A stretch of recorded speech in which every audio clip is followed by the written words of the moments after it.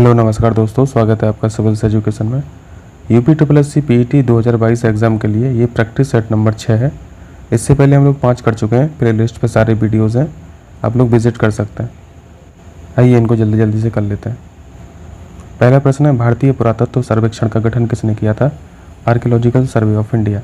ASI की स्थापना Alexander Cunningham के द्वारा 1861 में की गई थी। ये ऑप्शन यहाँ पर राइट हो जाएगा। और 1861 में कौन था? Lord Canning. कैनिंग के बारे में हम लोग जानते हैं, ये पहले क्या थे? पहले वाइसरॉय थे। किस अधिनियम के द्वारा ये वाइसरॉय बने थे? 1858 के, जब कंपनी का शासन सीधा क्राउन के हाथ में चला जाता है और कंपनी को ख़त्म कर दिया जाता है। दूसरा प्रश्न है, सबसे पुराना उपनिषद कौन सा है? उपनिषद का मतलब होता है गुरु के समीप बैठना। उपनिषदों की टोटल संख्या 108 है। ये जो डी ऑप्शन में लिखा है ईश उपनिषद, ये सबसे पुराना उपनिषद है। छांदोग्य उपनिषद सबसे बड़ा उपनिषद है और मांडुक उपनिषद सबसे छोटा उपनिषद है। डी ऑप्शन सही हो जाएगा। चलिए, चाणक्य का एक अन्य नाम क्या था? आसान सा क्वेश्चन है। विष्णुगुप्त ने बोला जाता था। विष्णुगुप्त भी इन्हीं का नाम था, चाणक्य भी इन्हीं का नाम था, कौटिल्य भी इन्हीं का नाम था। और उनकी बहुत फेमस किताब अर्थशास्त्र, इसको तो हम लोग पढ़ते रहते हैं। और इस अर्थशास्त्र में क्या बताया है? चंद्रगुप्त मौर्य के बारे में बताया है, इनके शासन के बारे में बताया है। चौथा प्रश्न है, निम्नलिखित में से दिल्ली सल्तनत का सही क्रम क्या है? Slave dynasty, Khilji dynasty, Tughlaq dynasty, Syed और लोदी। हम लोग इस प्रश्न को कई बार कर चुके हैं। सबसे लंबा शासन जो रहा है वो तुगलक काल का रहा है और सबसे छोटा कार्यकाल रहा है खिलजी शासन का। ये पूरा दिल्ली सल्तनत 1206 से स्टार्ट होता है गुलाम वंश और 1526 तक एक्टिव रहता है। तो यहाँ पर बी ऑप्शन राइट हो जाएगा। चलिए, पांचवा प्रश्न है, निम्न में से कौन सी साहित्यिक कृति संस्कृत में रचित नहीं है? तमिल भाषा के रचनाकार तिरुवल्लुवर, इनकी एक रचना थी तिरुकुरल, ये तमिल भाषा में है, संस्कृत में नहीं है। रत्नावली, राजतरंगिणी और मेघदूत, ये संस्कृत भाषा में लिखी गई हैं। तो यहाँ पर बी ऑप्शन सही हो जाएगा। छठवां क्वेश्चन है, फ्रंटियर गांधी के नाम से किसे बुलाया जाता था? बलूचिस्तान के महान राजनेता खान अब्दुल गफ्फार खान, इनको बच्चा खान भी बोलते थे, बादशाह खान के नाम से भी ये फेमस थे। अगला क्वेश्चन इन्हीं पे है, किस व्यक्ति को बादशाह खान के नाम से जाना जाता था? खान अब्दुल गफ्फार खान, इनको बच्चा खान भी बोलते थे और एक नाम बादशाह खान। चलिए, आठवां क्वेश्चन है, वह महिला कौन है जिसने स्वतंत्रता के लिए लड़ने हेतु भारतीय महिलाओं की जागृति में एक महत्वपूर्ण भूमिका निभाई और उसे भारत की कोकिला के नाम से जाना जाता है? सरोजिनी नायडू, इनका 1925 का कांग्रेस सेशन याद रखना है, इंडियन नेशनल कांग्रेस का, जो कानपुर में हुआ था। ये सेशन की इन्होंने अध्यक्षता की थी और 1925 में पहली बार किसी महिला को अध्यक्ष चुना गया था, यानी ये कांग्रेस की प्रथम भारतीय महिला अध्यक्षा थी। नवा क्वेश्चन है, निम्न में से कौन से स्वतंत्रता सेनानी ने जेल की दीवारों पर महाकाव्य कमला लिखा था? BD सावरकर साहब। 10वां क्वेश्चन है, लेडी विद द लैम्प के नाम से किसे जाना जाता है? ब्रिटिश की एक महिला फ्लोरेंस नाइटिंगेल, बी ऑप्शन। पट्टी मेघालय मूल रूप से किसका हिस्सा है? पूरा भाग मेघालय का असम का हिस्सा था। 1972 में गारो खासी जयंतिया पहाड़ियों को अलग करके मेघालय बनाया गया था। 12वां क्वेश्चन है, खासी गारो जयंतिया पहाड़ियाँ स्थित है, तो अभी पढ़ा हम लोगों ने मेघालय। हम लोग जो मौसिन राम के बारे में पढ़ते हैं, सर्वाधिक वर्षा वाला क्षेत्र, विश्व में सबसे ज़्यादा बारिश कहाँ होती है? मौसिन राम में, वो खासी पहाड़ियों में है, तो याद रखना। 13वां क्वेश्चन है, निम्नलिखित में से कौन सा क्षेत्र टोडा जनजाति का मूल निवास स्थान है? टोडा जनजाति तमिलनाडु की जनजाति है और ये इनका मूल निवास नीलगिरी पहाड़ियाँ हैं। नीलगिरी पहाड़ियों की सर्वोच्च चोटी का नाम बताएंगे? डोडा बेट्टा। चलिए, काली मिट्टी को और किस नाम से जाना जाता है? रेगुर मिट्टी के नाम से जाना जाता है, रेगुर। रेगुर मिट्टी की विशेषता बताएंगे? पोटेशियम बहुत ज़्यादा होता है और ये किसकी खेती के लिए जानी जाती हैं? कपास की खेती के लिए। चलिए नेक्स्ट कीजिए। 15 कहाँ गया? इधर है। 15वां क्वेश्चन है, इंदिरा गांधी नहर कहाँ से निकलती है? 15वां क्वेश्चन है, इंदिरा गांधी नहर कहाँ से निकलती है? हरी के डैम से। हरी के डैम जो बना है वो दो नदियों के संगम पर बना है, ठीक है, एक है ब्यास और दूसरी है सतलज। इसी डैम से इस नहर को निकाला गया। और सरदार सरोवर नर्मदा नदी पे बना है और ओकाई डैम तापी नदी पर है। 16वां क्वेश्चन है, वर्ष 2011 की जनगणना के अनुसार भारत में गरीबी रेखा के नीचे कितना प्रतिशत पॉपुलेशन है? 22%। नेक्स्ट है, जिस बाजार में कंपटीशन की कमी हो, स्पर्धा की कमी हो, उसे क्या कहते हैं? मोनोपोली। यहाँ पे एक ही आदमी सर्वसर्वा होता है, एक ही आदमी का या फिर एक ही संस्था का एकाधिकार होता है। कंपटीशन तो तब होगा ना जब कंपटीटर रहें, कंपटीटर ही नहीं है तो कहाँ से कंपटीशन होगा। नेक्स्ट है, भारतीय रिजर्व बैंक द्वारा जारी किए गए 100 रुपये के नोट पर क्या विशेषता है? रानी की बाव, वेरी वेरी इंपॉर्टेंट। कहाँ पे ये गुजरात में है और ये अब वर्ल्ड हेरिटेज साइट में लिस्टेड भी है। चलिए 19वां क्वेश्चन है, कॉफ़ी बोर्ड ऑफ इंडिया का मुख्यालय कहाँ है? 1942 में स्थापना हुई थी और इसका हेडक्वार्टर बेंगलोर में है, सी ऑप्शन। 20 अर्थशास्त्र में बैंक की न्यूनतम ब्याज दर जिससे अधिक पर वह ऋण नहीं दे सकता के लिए किस शब्द का उपयोग किया जाता है? यहाँ पे अधिक नहीं होना चाहिए, यहाँ पे कम होना चाहिए। बैंक की न्यूनतम ब्याज दर जिससे कम पर वह ऋण नहीं दे सकता उसे बेस रेट बोलते हैं, ठीक है, सी ऑप्शन यहाँ पर राइट हो जाएगा। चलिए 21 है, भारतीय संविधान का चौथा अध्याय पार्ट नंबर 4 पूछ रहा है, क्या है जल्दी से बताइए? DPSP, directive principle of state policy, A option. Article बताएंगे, आर्टिकल 36 से 51। और DPSP ये जस्टिसिएबल नहीं होता है, जस्टिसिएबल यानी ये वाद योग्य नहीं होता है, चैलेंज नहीं कर सकते हो आप कोर्ट में जाके। 22वां है, खबरों में अक्सर देखा जाने वाला शिक्षा का अधिकार कानून, right to education, right to education किस वर्ष लागू हुआ? बहुत कॉमन सा क्वेश्चन है, बहुत इंपॉर्टेंट क्वेश्चन है, 2010 में लागू हुआ था। आर्टिकल 21A, आर्टिकल 21A में पढ़ते हैं ना, यहाँ पे क्या है? राइट टू एजुकेशन है, कंपलसरी राइट टू एजुकेशन है। यहाँ पे साथ में कंपलसरी भी ऐड कीजिए। कितने वर्ष के बच्चों के लिए? 6 से 14 वर्ष के बच्चों के लिए। और आर्टिकल 21 में है, इसका मतलब ये फंडामेंटल राइट है, मौलिक अधिकार है। तो यहाँ पे आंसर 2010 हो गया। चल 23 ये पुराना क्वेश्चन है, इसको हटा दीजिए। अभी प्रेसिडेंट कौन है? द्रौपदी मुर्मू साहिबा। ये किस ट्राइब से बिलोंग करती हैं बताएंगे? ये पूछा जा सकता है क्वेश्चन, ये याद रखें। संथाल ट्राइब से बिलोंग करती हैं। ये है कहाँ की? ये उड़ीसा की हैं। 24 में एंग्लो इंडियन समुदाय के कितने सदस्यों को संसद में नॉमिनेट किया जा सकता है? नॉमिनेट कौन करता है? लोकसभा की बात हो या फिर राज्यसभा की बात हो, नॉमिनेट प्रेसिडेंट साहब करते हैं। लोकसभा में कितने लोगों को नॉमिनेट किया जाता है?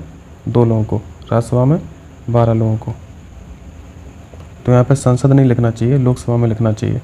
अगर संसद यहाँ पे उन्होंने लिखा ही है तो ऑप्शन में 2 + 12 लिखना चाहिए था, 14 होना चाहिए था ऑप्शन में। 25 देखिए, यहाँ पे पूछा गया है कि भारत के कार्यवाहक प्रधानमंत्री के रूप में 2 बार किसने काम किया? गुलजारी लाल नंदा। एक्टिंग PM कब रहे?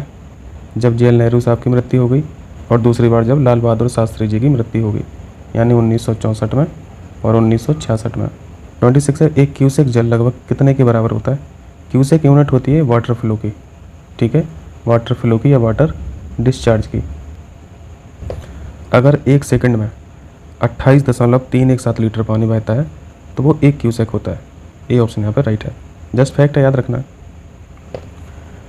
27 है, वह उपकरण जो ध्वनि तरंगों को विद्युत तरंगों में बदलता है, साउंड वेव्स को किस में चेंज कर रहा है? इलेक्ट्रिकल वेव में। स्पीकर में तो इलेक्ट्रिसिटी इनपुट के रूप में काम करती है और आउटपुट में क्या निकलती है? Sound wave. तो ये तो उल्टा हो गया, ये तो होगा नहीं, तो बी ऑप्शन यहाँ पर राइट हो जाएगा। माइक्रोफोन, माइक्रोफोन में हम लोग बोलते हैं और वहाँ पे आउटपुट क्या होता है? Electrical signal. चलिए 28 में निम्नलिखित में से कौन सा विकल्प लेड का रासायनिक प्रतीक है? ये तो Pb होता है, K क्या होता है? पोटेशियम होता है, Au क्या होता है? सोना होता है, Na सोडियम होता है। 29 किस तत्व की परमाणु संख्या 31 है? एटॉमिक नंबर पूछ रहा है। एटॉमिक नंबर 31 गैलियम की होती है। एल्यूमिनियम की इंपॉर्टेंट है 13 और बोरॉन की 5। 30 निम्नलिखित में से कौन सा मादा जनन अंग का एक भाग नहीं है? गर्भाशय फीमेल ऑर्गन है, गर्भाशय ग्रीवा फीमेल ऑर्गन है, वेजिनल ट्रैक फीमेल ऑर्गन, शुक्रवाहिका ये मेल ऑर्गन होता है। डी ऑप्शन यहाँ पर राइट हो जाएगा।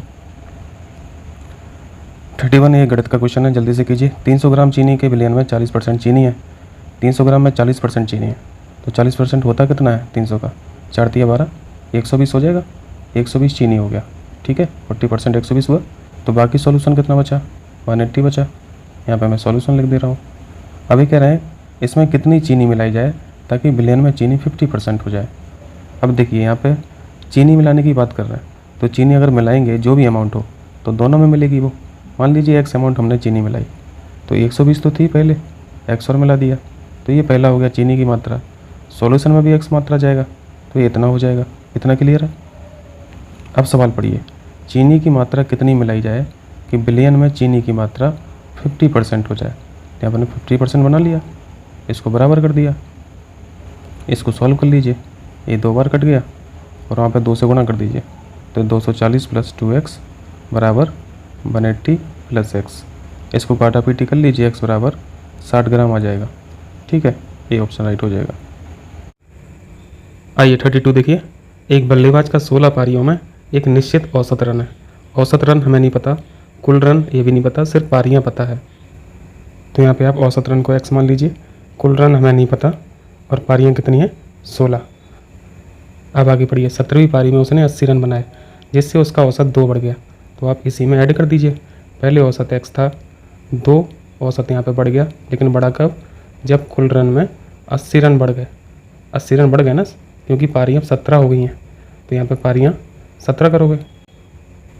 ये जो कुल रन थे ये तो 16 पारियों का कुल रन था, 17 पारियों का कुल रन इतना हो जाएगा। अब यहाँ पहले समीकरण से टोटल रन, कुल रन कितने हो गए, 16x हो गया। अब एक कुल रन की वैल्यू 16x आप यहाँ पे रख दीजिए, तो पूरा समीकरण x के टर्म में बन जाएगा। तो आप x की वैल्यू सॉल्व कर लेंगे, यहाँ से x की वैल्यू आ जाएगी 46, और ये x क्या था, आपने जो रनों का औसत माना था। लेकिन यहाँ पे क्या पूछा है, उसकी 17वीं पारी के बाद रनों का औसत बताना है। तो 17वीं पारी में क्या हो रहा था, 2 औसत बढ़ रहा था, तो यहाँ 46 में 2 जोड़ दीजिए तो 48 हो जाएगा, ठीक है। बी ऑप्शन करेक्ट हो जाएगा। आइए 33 देखिए, ये 33 क्वेश्चन गुणोत्तर श्रेणी का है। अगर a की पावर m है, b की पावर n है, तो इसको m + n लिख सकते हैं। इतना बेसिक सी चीज़ें हम लोग समझते हैं। ऐसे ही यहाँ पे कर लीजिए, यहाँ पे 6 लिखा और सभी घातों को जोड़ दिया, और ये कहाँ तक जा रहा है, इनफाइनाइट तक।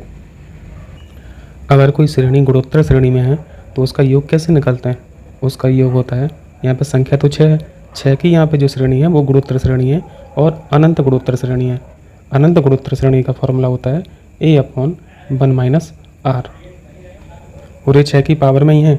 a जो होता है वो प्रथम पद है 1/2, और r होता है रेशियो, द्वितीय पद का प्रथम पद से रेशियो।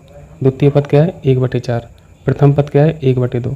इसको सॉल्व करोगे क्या आएगा, 1/2 आएगा। तो यहाँ पे आप वैल्यू पुट कर दीजिए, a की वैल्यू 1/2 है, अपॉन 1 - r की वैल्यू आई है 1/2, ठीक है।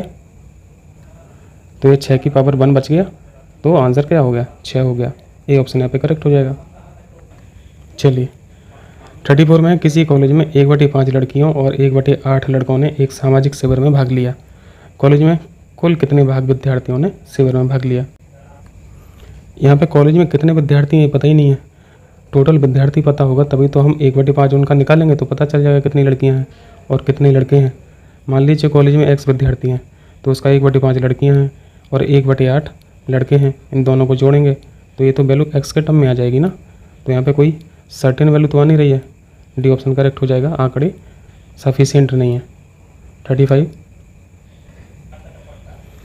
यहाँ पे बोर्ड मास लगा दीजिए। सबसे पहले ये जो बार यहाँ पे लगा हुआ दिख रहा 2 + 4 पे, इस बार को हटा दीजिए। मैंने इस समीकरण को यहाँ तक पूरा सेम लिखा और ये 2 + 4 पे जो बार लगा इसको हटा दिया और 2 4 को जोड़ दिया, ये 6 हो गया। इतना क्लियर है। बाकी जो ब्रैकेट जैसे लगा उसको वैसे लिख दिया। ये छोटा ब्रैकेट होता है, ये मंझला ब्रैकेट होता है, ये बड़ा ब्रैकेट होता है, तो पहले इसको सॉल्व करना होता है, फिर इसको। और यहाँ पे छोटे ब्रैकेट के अंदर हिस्सा इतना दिख रहा, लेकिन यहाँ पे भाग भी है और घटाव भी है, तो पहले भाग वाले सेक्शन को सॉल्व करो। तो यहाँ पे 6 से भाग कर दीजिए 12 में, तो 2 आ जाएगा। मैंने यहाँ पे ऐसे लिख दिया, क्लियर है। फिर 16 - 2 14 बचा, फिर 18 से घटा दीजिए तो ये 4 बचा।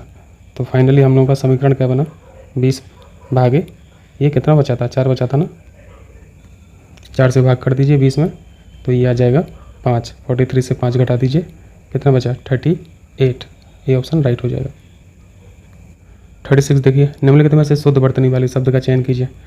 रचयिता तो गलत लिखा है, रचयिता, रचयिता ऐसे लिखा जाता है, ये गलत है, ये फॉर्म सही है। सृष्टा को ऐसे लिखा जाता है, ये गलत फॉर्म है, ये सही फॉर्म है।